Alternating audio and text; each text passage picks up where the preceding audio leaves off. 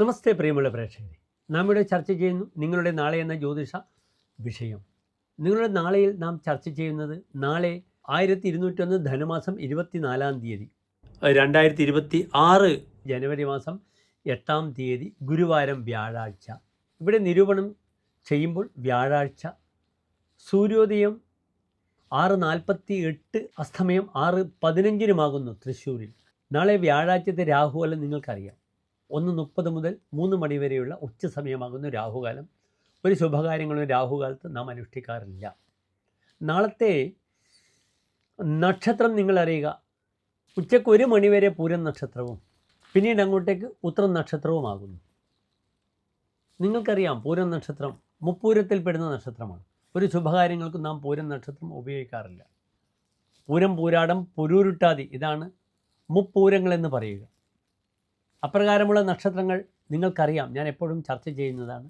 ഭരണി, Yemen, Rudran, Thiruvathira, അഹി, ആയില്യം, 3 പൂരങ്ങൾ, പിന്നീട് ജ്യേഷ്ഠ എന്നാൽ തൃക്കേട്ട നക്ഷത്രം.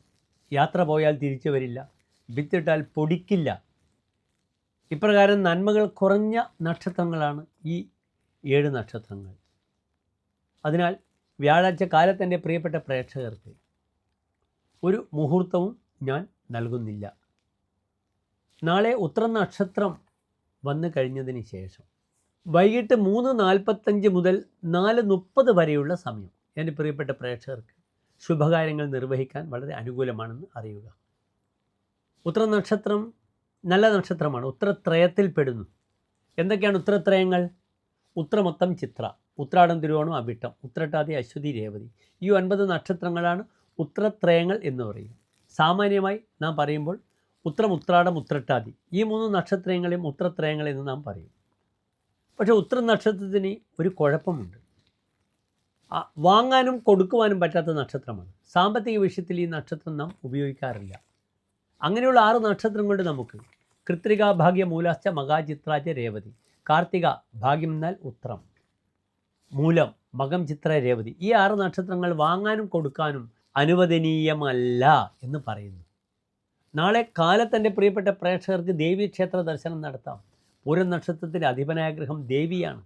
അതിനാൽ ദേവീക്ഷേത്രത്തിൽ വിളക്കുമാല പായസം വഴിപാടായി ചെയ്യാം.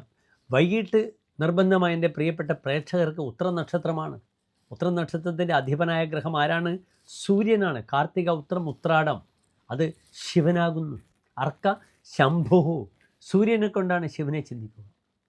ഇവിടെ നിങ്ങൾക്ക് എൻ്റെ പ്രിയപ്പെട്ട പ്രേക്ഷകർക്ക് നാളെ ആദിത്യ ഹൃദയ മന്ത്രം ജപിക്കാം. കൂവളമാല, ജലധാര ശിവന് വഴിപാടായി സമർപ്പിക്കാം. ശിവനുമായി ബന്ധപ്പെടുന്ന ശൈവമായ പ്രാർത്ഥനയിലൂടെ ആകട്ടെ നാളത്തെ സായാഹ്നം നമ്മൾ കടന്നു ചെല്ലേണ്ടതെന്ന് അറിയുക. ഓം ശിവം ശിവകരം ശാന്തം ശിവാത്മാനം ശിവോത്തമം ശിവമാർഗ പ്രണേതാരം പ്രണതോസ്മി സദാശിവം. അതിശക്തമാണ് ശൈവമായ ഒരു സാന്നിധ്യമുണ്ടാവുക. കാർത്തിക, ഉത്രം, ഉത്രാടം നക്ഷത്രക്കാർക്ക് ഒരു ആത്മപ്രഭാവം കാണാം. അത് ആ സൂര്യൻ്റെ പ്രഭാവമാണ്. ആദിത്യ ഹൃദയ മന്ത്രമാണ് അവർക്ക് ഏറ്റവും നന്നായി ജപിക്കാൻ അനുകൂലമായി തീരുക.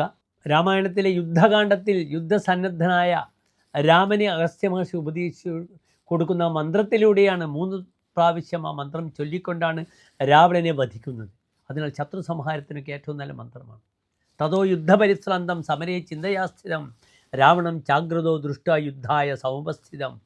അതിമനോഹരമായ പവർഫുള്ളായ മന്ത്രമാണ്. എൻ്റെ പ്രിയപ്പെട്ട പ്രേക്ഷകർ എപ്പോഴും കാർത്തിക, ഉത്രാടം നക്ഷത്രക്കാർ വിശേഷിച്ച് ഈ മന്ത്രം ജപിക്കുക. ചെറിയൊരു മുഹൂർത്തം ഞാൻ പറഞ്ഞു തന്നു. ബാക്കിയെല്ലാം മംഗളമാവട്ടെ. എൻ്റെ പ്രിയപ്പെട്ട പ്രേക്ഷകരെ, നല്ലൊരു നാളെ പ്രാർത്ഥിക്കുന്നു. നന്ദി, നമസ്തേ.